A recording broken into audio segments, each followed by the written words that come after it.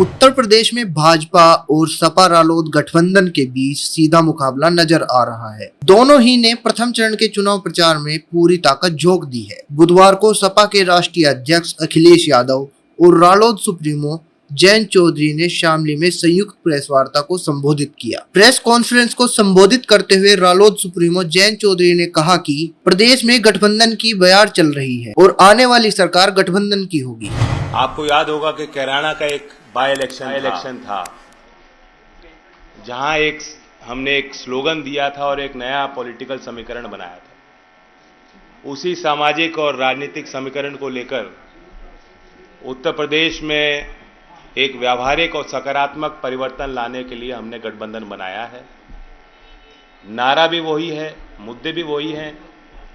गन्ना जीतेगा, जिन्ना हारेगा। इसका मतलब साफ है। जो लोग हमें बांटने की कोशिश कर रहे हैं, जिन लोगों ने किसानों का सम्मान नहीं किया, नौजवानों को रोजगार नहीं दिला पाए, अब उनका वक्त खत्म है।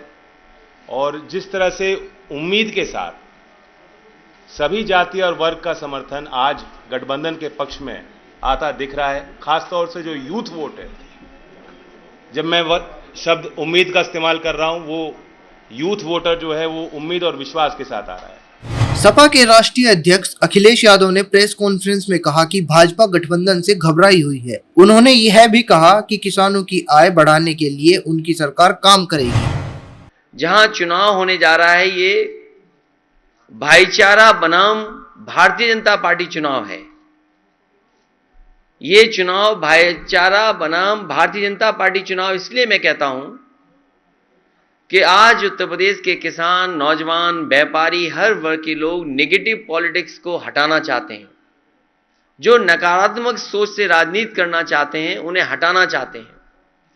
और आपने पूरे उत्तर प्रदेश में देख लिया है, इतना आक्रोश और तिरस्कार किसी भी नेता का नहीं हुआ होगा जितना भारतीय जनता पार्टी के विधायक और उनके लोगों का हो रहा है।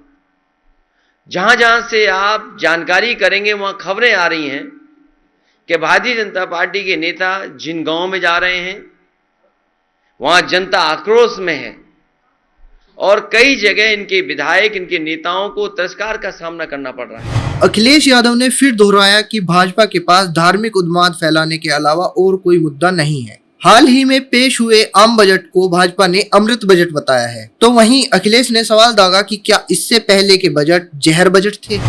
कल ही देश का बजट आया, कहते हैं अमृत काल का बजट है, अमृत बजट है। तो पिछले जितने भी बजट थे वो क्या जहर थे? ये भारतीय जनता पार्टी के लोग सोचते हैं कि हम शब्दों के खिलवाड़ से लोगों को भ्रमित कर सकते हैं। अमृत काल का बजट, अमृत बजट कहना,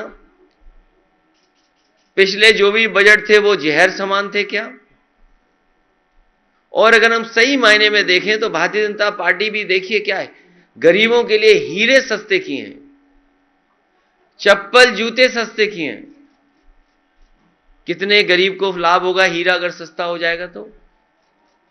जूते चप्पल सस्ते किए। और सच तो यह है कि रोजगार को लेकर के और अपनी परेशानी को लेकर के लोगों के जूते घिस गए। एक भी परेशानी का ये निराकरण नहीं कर पाए।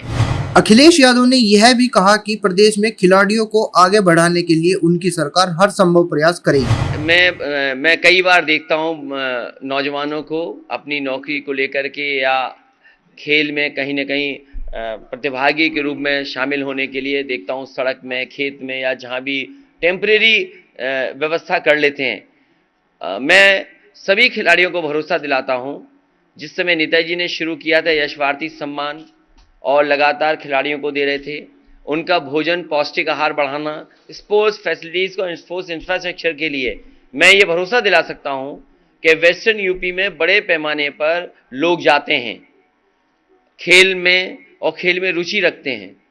आने वाले समय में अगर हमें ब्लॉक स्तर से नीचे भी जाना पड़ा दौड़ने के लिए और सुविधाएं देने के लिए, स्पोर्ट्स इंफ्रास्ट्रक्चर बनाने के लिए, तो समाजवादी पार्टी विचार करेगी। मैं आपको उदाहरण दे सकता हूं, बागपत में सुखिंदर तोमर अर्जुन अवॉर्डी प्लेयर थे। एक बार उन्होंने कहा कि उनके गांव में बहुत से बड़े खिलाड़ी हैं, वो चाहते हैं कि एक स्टेडियम बन जाए। उसी समय सरकार ने फैसला लिया, आप पता करिए, वहाँ पर स्पोर्ट्स को लेकर के और खासकर कुश्ती को लेकर के एक अच्छा इंफ्रास्ट्रक्चर तैयार कर दिया है। आने वाले समय में वेस्टर्न यूपी में स्पोर्ट्स इंफ्रास्ट्रक्चर के लिए अच्छा काम होगा और प्रायोरिटी पे काम करके समाजवादी पार्टी दिखाएगी।